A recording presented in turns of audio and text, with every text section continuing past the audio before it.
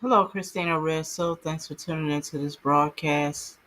Hope you all are doing well because I'm not having to stomach a recent story of a Queens couple that was unfortunately deleted, being tortured in New York City.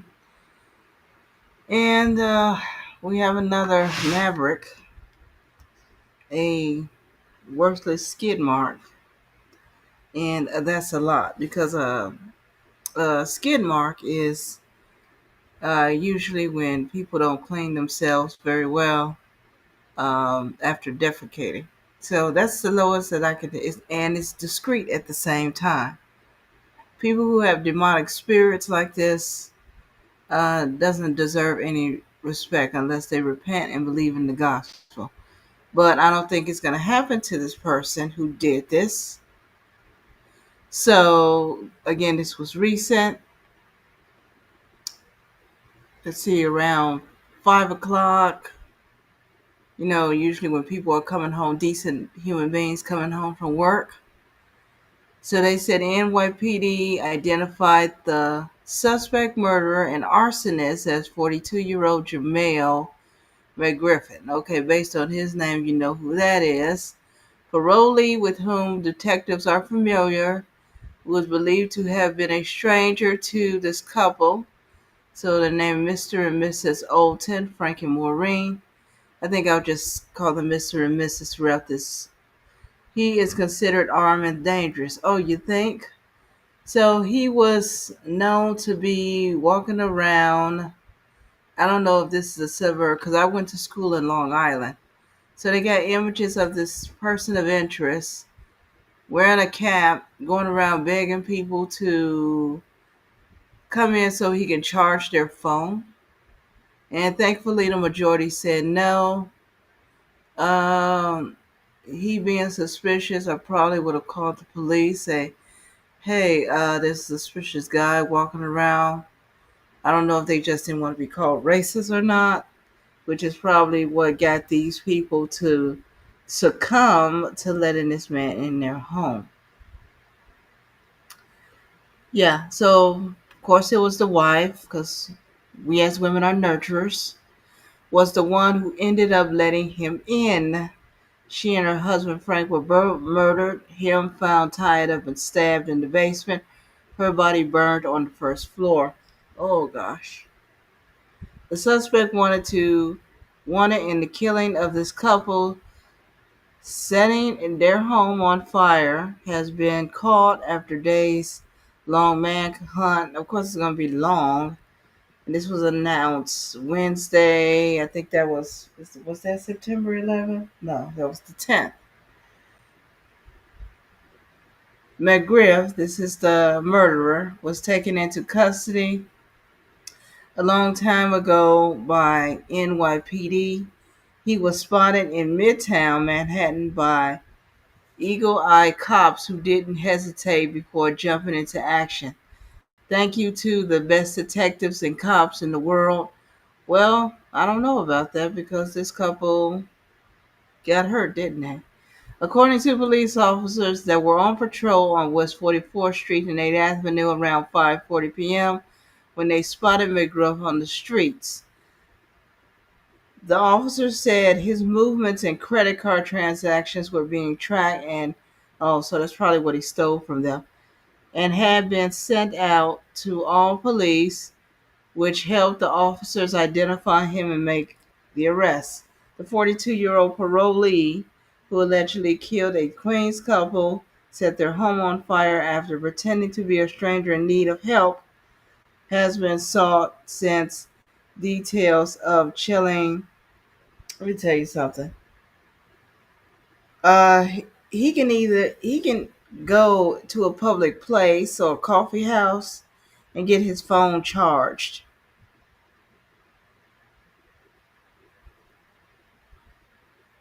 or use it. Oh, let me use your phone. No, they have phones. Even if it's the Obama phone or some type of government phone, these people can get access to a phone and a charger. Oh gosh.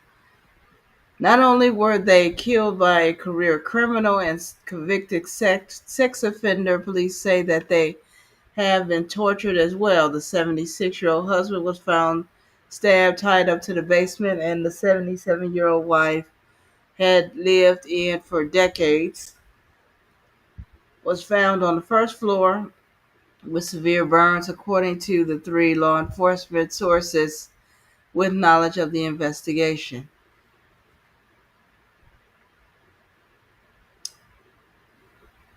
The police identified the suspect murderer as his 42-year-old arsonist and murderer, and believed to have been a stranger to this couple. Okay, they already said that. Their homes were torched. Fire marshals determined that the cause of the fire was voluntary, but no further details were released regarding how it got started. So the detective said he schemed his way into the home on Monday. Okay, so this was the 8th. Neighbors reported seeing the suspect around the neighborhood recently, and police said McGriff had approached at least two homes saying he was having cell phone issues and needed help. The suspect claimed that he needed assistance and that his phone battery was dead, and he was asking if he could enter the home to charge it. At the first house, the suspect was denied entry. He then proceeds to the second incident location. The Oltons apparently bought his story and let him in their backyard. There's a video of him going to the back door of the home. He was inside for about 5 hours, according to detectives, before cameras captured him leaving with two bags. Police believed he may have set the house on fire trying to cover up the killings. None of it's been burned, you idiot. He was last seen early Tuesday trying to pawn two cell phones at a shop on Fordham Road. Okay, that's in the Bronx. So he had to travel a lot. He was wearing a black hat, jacket, blue jeans, and black sneakers. Official released a photo and have footage of him in Belly Rose neighborhood as well. So he was looking at upscale stuff. Fordham is where a university is, and there's also a big mall there.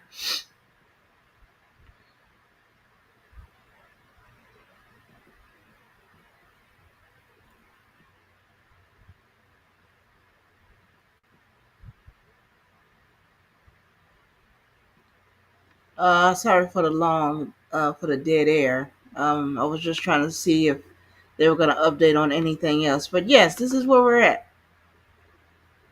in our church age. There's a war here. We got my brothers and sisters under the persecuted church. That's what's been going on. I found this after Michael Savage.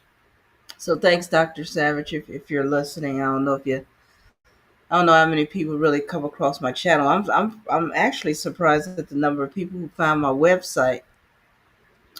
But you can just easily type me in, type in Red Soul, and you'll find me. My book that I got published recently, and other things that I've attached to the website, like updated on the Charlie Kirk situation, the young lady on the interracial crime that's been happening, all due to the lie, as I've said before, that blacks, we've been taught since infancy that white people are out to get you. And Lord forbid if we're ever called a racial slur, it will see, they're all alike.